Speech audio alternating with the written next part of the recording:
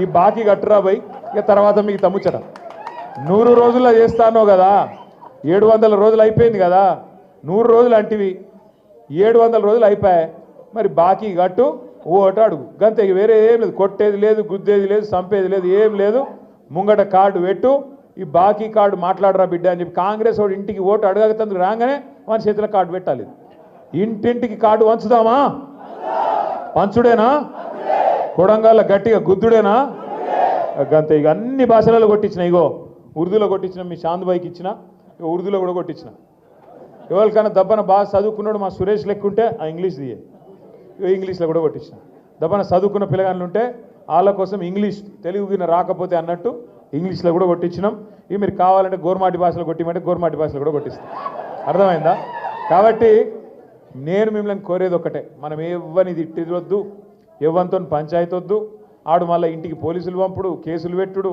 వాని చుట్టూ తిరుగుడు ఇవే వద్దు కాంగ్రెస్ మోసానికి తిరుగులేని జవాబు మీ చేతుల్లోనే ఉన్నది కాంగ్రెస్ మోసం మీద మనం వదులుతున్న బ్రహ్మాస్త్రమే ఈ బాకీ కార్డు అని ముంగట పెట్టాలి కాంగ్రెస్ కార్యకర్త ముంగట చెప్పు బిడ్డ మరి ఎప్పుడు ఇస్తావు ఈ పైసలు రాసిచ్చిపో మీ రేవంత్ రెడ్డి సంతకం పెట్టి మళ్ళీ పంపి అప్పుడు మాట్లాడతా అని చెప్పాలి ఇంకొక మాట మాట్లాడేది లేదు ఇంకొక ఆలోచన చేసేది లేదు నేను మీ అందరినీ కూడా కోరేది ఒకటే మీకు అన్ని విషయాలు తెలుసు ఎందుకంటే ఇప్పుడే మా సీనన్న కరెక్ట్ చెప్పిండు బయట వేరే నియోజకవర్గాల రేవంత్ రెడ్డి గురించి సగం తెలిసేమో కానీ ఇక కొడంగలోళ్ళు మీకు నేనేం చెప్పాలి అది అంటారు చూడు పుట్టుమచ్చలతో సహా ఎరికే మీకు ఆయన గురించి ఆయన ఏం మాట్లాడతాడు ఎప్పుడేం డైలాగులు కొడతాడు ఎంత మోసగాడు అందరికంటే ఎక్కువ కొడంగలోళ్ళకే తెలుసు ఎంత ఘోరం కాకపోతే నేను అడిగేది ఒకటే మీరు గెలిపించారు ఆయన ఊరు కాదు కనీసం ఇక్కడ ఏడనోకి అక్కడెక్కడనో నల్లమల అంటాడు ఆడ కూడా ఏం దొంగ పనులు చేసినా ఆడికి ఎలగొడితే ఇడికొచ్చి పడ్డాక సరే మీరు దయదలిసి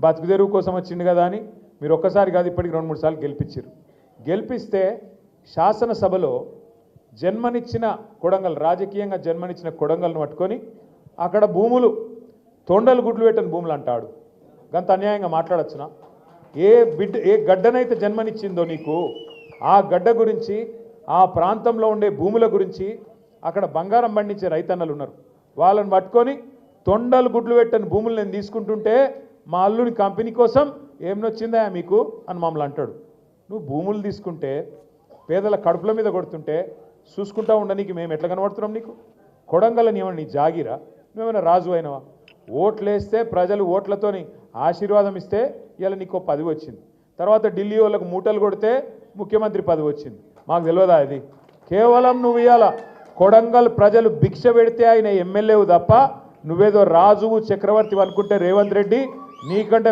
పెద్దోళ్ళు చాలామంది గిట్లా మాట్లాడిన వాళ్ళు గిట్లా నిలిగిన వాళ్ళు అందరూ అడ్రస్ లేకుండా కొట్టుకపోయినరు కొడంగల్ ప్రజల ఆగ్రహంలో వచ్చే ఎలక్షన్లో నువ్వు కాంగ్రెస్ పార్టీ కూడా అడ్రస్ లేకుండా కొట్టుకపోతారనే మాట నేను విజ్ఞప్తి చేస్తాను కానీ దానికోసం 3 ఏళ్ళు చూసే అక్కర్లేదు దానికోసం 3 ఏళ్ళు ఎదురు చూసే అక్కర్లేదు మీకు మంచి అవకాశం ఇవాళనే ఎలక్షన్ షెడ్యూల్ వస్తుందట ఎంపీటీసీ జెడ్పీటీసీ మరి కొడంగల్లో ఇక్కడనేమో 40 రోజులు మీకోసం జైలుకు పోయిన నరేందర్ రెడ్డి ఇక్కడ ఉన్నాడు అవతల దిక్కేమో ఇవాళ మిమ్మల్ని గెలిపించిన పాపానికి మిమ్మల్ని రోజు అవమానం చేస్తున్నాడు మీకు ఒక్కటంటే ఒక్క పని కూడా చేయకుండా ఆయన జేబులు నింపుకోనికే ఇవాళ ఆరాట పడుతున్న తిరుపతి రెడ్డి రేవంత్ రెడ్డి ఇంకో దిక్కున్నారు నేను కొడంగల్లో ఉండే మా అన్నదమ్ములను ఆడబిడ్డలందరూ ఒకటే కోరుతున్నా మళ్ళీ మోసపోకండి ఈసారి మీరు చేయవలసిందల్లా ఒకటే అక్కడ ఎంపీటీసీ అయినా సర్పంచ్ అయినా జెడ్పీటీసీ అయినా మీకు అన్ని నియోజకవర్గాలు ఒక ఎత్తు కొడంగల్ ఒక్కటే ఒక ఎత్తు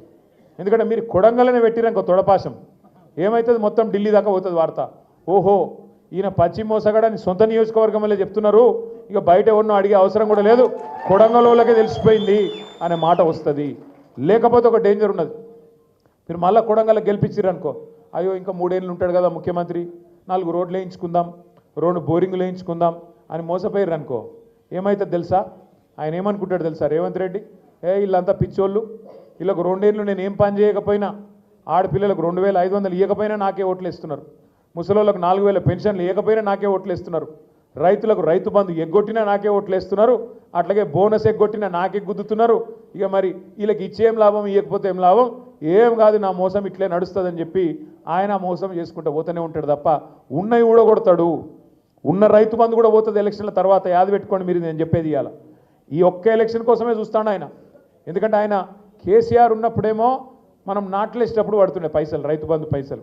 రేవంత్ రెడ్డి వచ్చినాక ఓట్లు వేసేటప్పుడే పడతాయి పైసలు తప్ప తర్వాత పడాయి.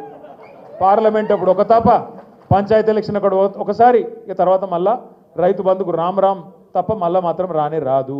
యాది పెట్టుకోండి, ఇవాళ నేను చెప్పేది గుర్తుపెట్టుకోండి. ఎట్లా కటింగ్ పెట్టాలని చూస్తున్నాడు ఆయన. ఏ స్కీమ్లో ఎట్లా కటింగ్ పెట్టాలి, ఎట్లా కోసేయాలి అన్నది తప్ప పేదల కడుపు నింపాలన్న ఆలోచన కానీ సోయి కానీ ఆయనకు లేదు.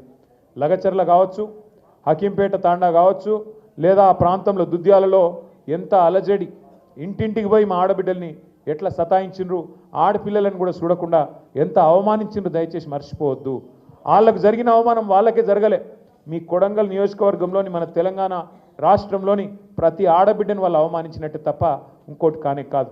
ఈ ఎలక్షన్తోని, ఈ వచ్చే పంచాయతీ ఎలక్షన్తోనో లేదా అక్కడ చేసే జెడ్పీటీసీ ఎంపీటీసీ ఎలక్షన్తోనో మీకు ఒక మంచి అవకాశం ఇది.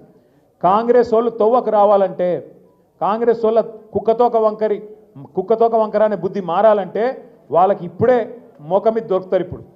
ఇప్పుడు తప్పించుకున్నట్టు ఇంకా 3 ఏళ్ళు మళ్ళీ దొరకరాలు. ఇప్పుడు గట్టిగా గుద్దితే ప్రతి మండలం, బొమ్మరాజ్పేట కావచ్చు, కోస్గి కావచ్చు, దౌలతాబాద్ కావచ్చు, దుద్యాల కావచ్చు, కొడంగల్ కావచ్చు, మద్దూరు కావచ్చు, మీరిగిన గట్టిగా గుద్దితే సౌండ్ ఢిల్లీలో వస్తుంది. ఇక్కడ స్విచ్ చేస్తే, ఇక్కడ కొడంగల్లో మీరు స్విచ్ చేస్తే లైట్ రాహుల్ గాంధీ ఇంట్లో వెలుగుతుంది. అర్థమైందా? ఇక్కడ బంద్ అయితే అక్కడ బంద్ అవుతుంది, ఇక్కడ లైట్ బంద్ అయితే అక్కడ బంద్ అవుతుంది. అడగరా, ఏం రాబాయి నువ్వు సొంత కాన్స్టిట్యున్సీలనే గెలిచేటట్టు లేవు, నువ్వు రాష్ట్రం ఏం గెలుస్తావు, ఏం నడుపుతావు, ఇక పైసలు మాదేస్తున్నావు కానీ మిగతా ఏం లేవు, ప్రజలలో మొత్తం కథం అయిపోయినావు అని చెప్పి వాళ్ళే బంద్ పెట్టే కథ వస్తుంది. దయచేసి మిమ్మల్ని కోరేది ఒకటే, ఈ బాకీ కార్డు ఇంటింటికి తీసుకుపోండి, ఇంటింటికి పోవాలా. అదే మీ అస్త్రం. మీరు వేరే పాంప్లెట్ కొట్టే అక్కర్లేదు, మీరే ఇంకోటి ఏం చెప్పే అక్కర్లేదు.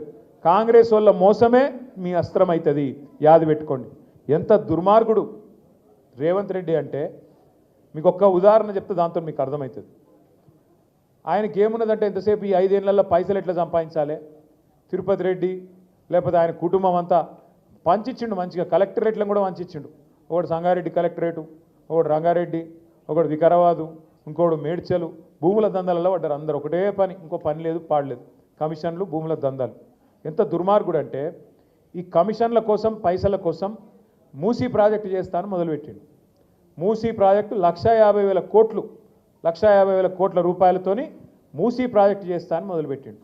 మొదలు పెడితే మొత్తం వాళ్ళందరూ ఇల్లు కూలగొడతాను మొదలైండు. ఇక 16,000 ఇండ్లు ఉండే పేదవాళ్ళకి బుల్డోజర్లు పంపి వాటి మీద పెయింటింగ్లు వేసుడు మొదలుపెట్టారు. వాళ్ళంతా లైన్ కట్టి మన తెలంగాణ భవన్కు, మన పార్టీ ఆఫీస్కి వచ్చి, అన్న మీరే మమ్మల్ని కాపాడాలంటే మేమందరం పోయినాం, చూసినాం.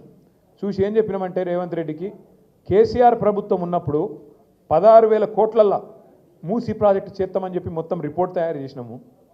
నీకు 10 రెట్లు ఎట్లా పెంచినావు రేటు? 16,000 కోట్లలో అయిపోయేదానికి 1,50,000 కోట్లు ఎందుకు అవుతుంది నీదు? వీళ్ళందరూ ఇండ్లు కూలగొట్టే అవసరం ఏమున్నది? పక్కకు బందోబస్తుగా గోడ కట్టి వాళ్ళని బచాయించి యువతలకెళ్ళి చేయొచ్చు ప్రాజెక్టు. అట్లనే మేము తయారు చేసినాం, నువ్వు కూడా అట్లే చేయి, తక్కువ ఖర్చులా అయిపోతుంది. నీ దగ్గర పైసలు లేవు అంటున్నావు, ఏది అడిగినా కూడా